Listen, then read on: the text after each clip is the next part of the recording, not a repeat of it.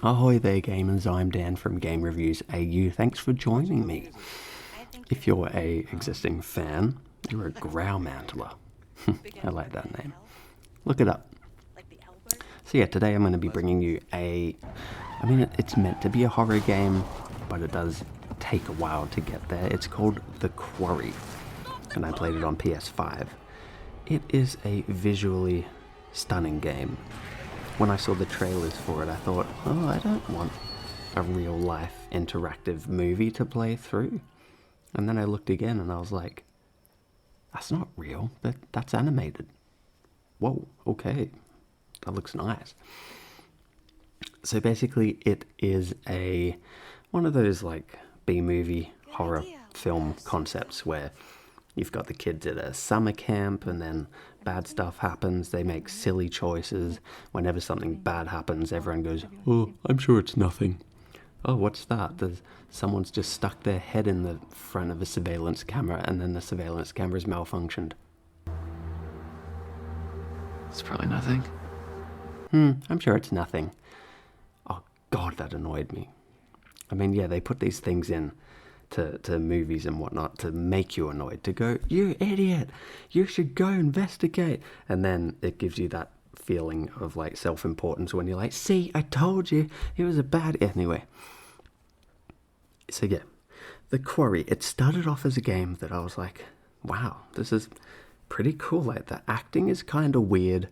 The facial motion capture on some of the characters just looks totally messed up. The only one it seems to look good on is, I think her name's Caitlin. But everyone else, they just look strange. Emma, I think it's Emma. My goodness, it looks like she's got cotton balls in her cheeks. I haven't seen her real life actress, so I apologize if that's how she looks. But yeah, I feel like the motion capture is great, but the way it's been translated from real people to CGI game graphics, it looks weird. Their movements seem to be okay. Their hand movements, their fingers moving, they look good. I'm glad that we've got over that whole finger hurdle in games. Do you remember when fingers just looked stupid? And you were like, why can't they do fingers properly? But now it's okay. It's just the faces. LA Noire, God, that had some really good facial capture technology. Why can't they use that again? Anyway, enough about the faces. So, you will control every character that you come across in the story. Every major character, every one of the kids that's based at the summer camp. And there will be times where you can make them move if you're playing through the normal game.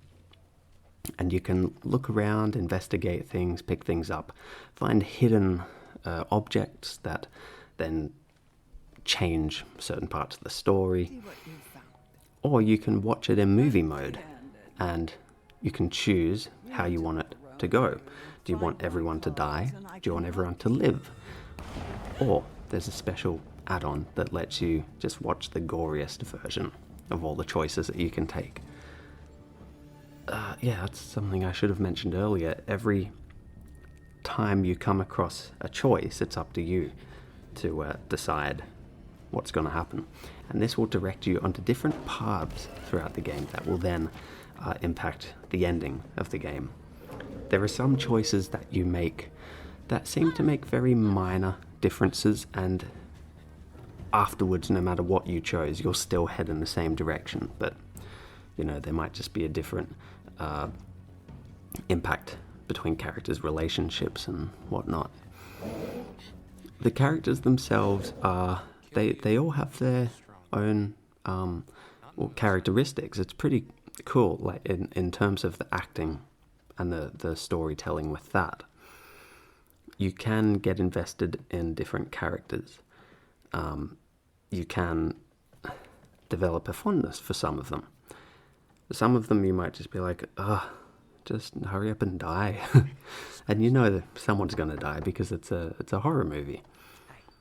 I won't tell you what what the big bad secret is, because I feel like that happens quite far on into the actual game that it would be a spoiler to mention anything about it. And that was the other thing that irked me.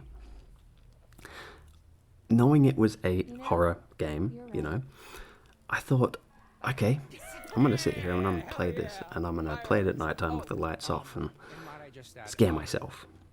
I didn't get to any remotely scary parts for at least 2.5 to 3 hours, and that was whilst playing the game mode and walking around and exploring.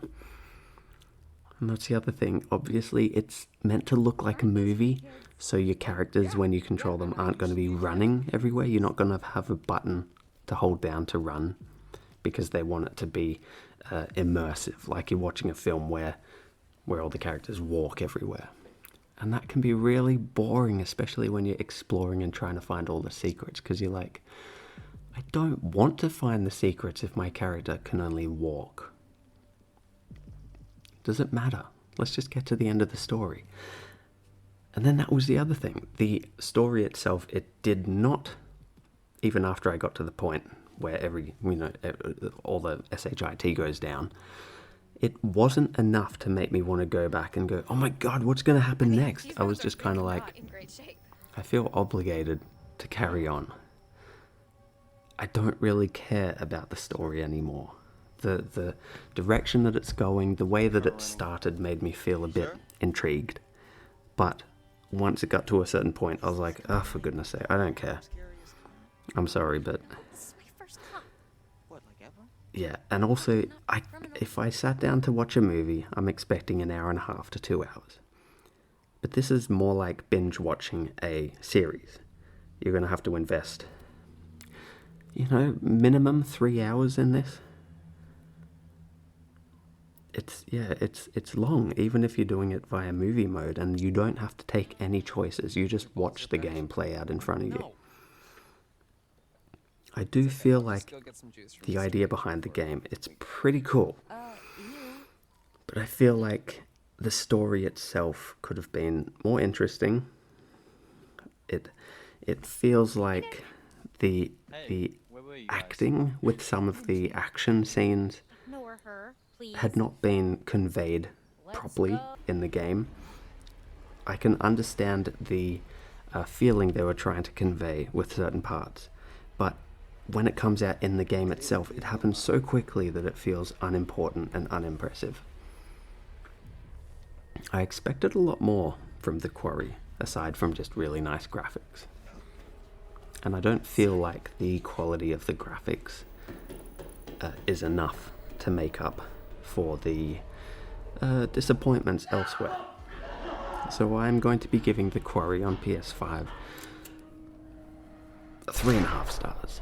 I was going to say 2, but I'd like to say 2.5, but I don't do half measures. 3 out of 5 stars. If you like this review, please hit the thumbs up button down below. Remember to subscribe to my channel, and if you do so, choose to do so, leave a comment down below. And check out my Patreon page if you consider pledging a few bucks. That would be amazing. Thank you. See you next time. To be. Okay, look, just try one of these puppies. I promise you, you will change your tone. Not a chance. Pop, pop, peanut butter, butter pops. Pop, pop, pop them in your mouth.